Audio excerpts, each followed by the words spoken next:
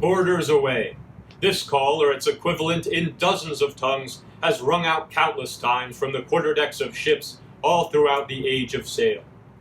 It calls to mind images of desperate men swarming up the sides of enemy ships, or swinging across on ropes as their vessels are locked yardarm to yardarm in a fight to the death. Indeed, boarding actions were a common feature of naval engagements from ancient times all the way up to the advent of steam power and high explosive shells. The ancient Romans even invented a device called the corvus, or the raven, that was essentially a vertical beaked bridge that could be dropped onto the decks of enemy ships, allowing foot soldiers to board. Medieval and Renaissance naval warfare were geared heavily towards boarding, and ships were built with high fore and aft castles to allow archers and crossbowmen to fire down into the throngs of soldiers packing the decks of enemy ships. In those days, heavy plate armor was a common sight on board ships, and while it might deflect an arrow or a spear thrust, it did its wearer no favors if the ship went down. As accurate, long-range gunnery became more and more the mechanism of victory at sea, boarding became less necessary, but remained commonplace in sea fights. At the Battle of Flamborough Head in 1779, a young Scottish captain serving in the Continental Navy ordered his men to board the English frigate Serapis, carrying her and winning the battle, even as his own ship, Bonhomme Richard, sank out from under him. The young officer's name was John Paul Jones, former commander of a small 10-gun sloop by the name of Providence.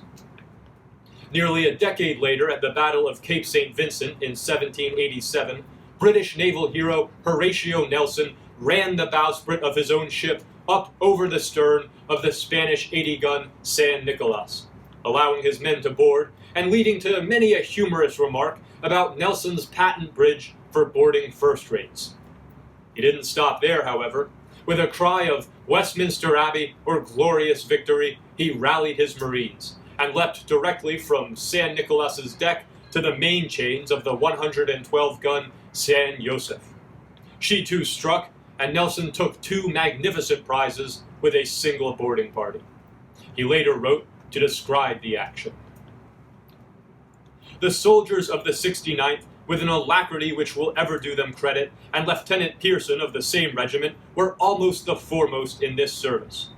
The first man who jumped into the enemy's mizzen chains was Commander Barry, late my first lieutenant. He was supported from our spritsail yard, which hooked into the mizzen rigging. A soldier of the 69th Regiment having broken the upper quarter gallery window, I jumped in myself, and was followed by others as fast as possible. I found the cabin doors fastened, and some Spanish officers fired their pistols, but having broke open the doors, the soldiers fired, and the Spanish brigadier fell. I pushed immediately onwards for the quarterdeck, where I found Commander Barry in possession of the poop, and the Spanish ensign hauling down. I passed with my people on the larboard gangway to the forecastle, where I met 2 or 3 Spanish officers, prisoners to my seamen. They delivered me their swords. A fire of pistols or muskets opening from the stern gallery of the San Josef, I directed the soldiers to fire into her stern, and calling to Captain Miller, ordered him to send more men into the San Nicolas, and directed my people to board the first rate, which was done in an instant. Commander Barry assisted me into the main chains, and at this moment a Spanish officer looked over the quarterdeck rail and said that they surrendered. As magnificent as Nelson's double conquest at Cape St. Vincent was, it is by no means the most unevenly matched boarding attempt to have proved successful. On the 6th of May, 1801, Commander Thomas Cochrane of the Royal Navy went into action with his small 14-gun brig HMS Speedy against a much larger Spanish xebec frigate, El Gamo. Speedy had only 54 men on board, while the Spaniard's crew numbered over 300 souls. After approaching under false American colors, Cochrane locked the yards of his small command into the Spanish rigging. He later explained his thinking. My reason for locking our small craft in the enemy's rigging was the one upon which I mainly relied for victory, viz., that from the height of the frigate out of the water, the whole of her shot must necessarily go over our heads, whilst our guns, being elevated, would blow up her main deck. Then it was time to board. Cochrane divided his ship's company into 2 groups to attack the Spaniard, leaving only Speedy's doctor behind in charge of his own vessel. Here is his description of the fight that followed.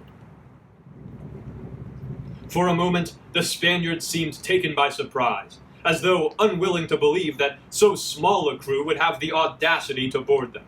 But soon recovering themselves, they made a rush to the waist of the frigate, where the fighting was for some minutes gallantly carried on.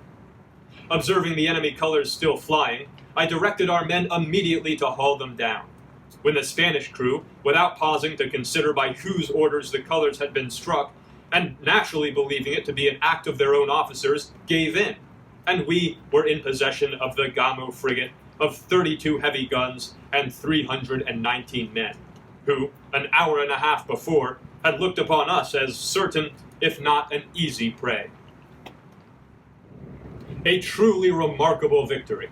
Outnumbered 6-1, Cochrane's men were able to take the frigate while losing only 3 men killed and 9 wounded.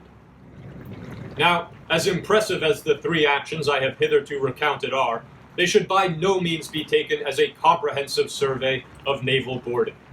I have not even touched upon cutting-out expeditions, by which small boats filled with sailors and marines attack a much larger vessel, usually under cover of darkness. One of the most successful of these daring and risky expeditions was carried out by one Commander Edward Hamilton of the Royal Navy.